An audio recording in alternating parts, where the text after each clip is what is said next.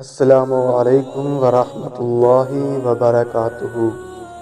دوستو، امید ہے کہ آپ سب خیر و عافیت سے ہوں گے۔ دوستو، آج میں آپ کی خدمت میں امام حسین رضی اللہ تعالی عنہ کو قتل کرنے والوں کا عبرت ناک انجام لے کر حاضر ہوا ہوں۔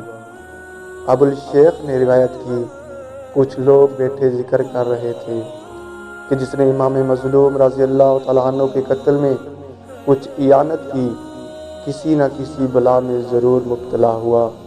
ایک بوڑھے نے اپنے نفس ناپاک کی نسبت کہا کہ مجھے تو کچھ نہیں ہوا۔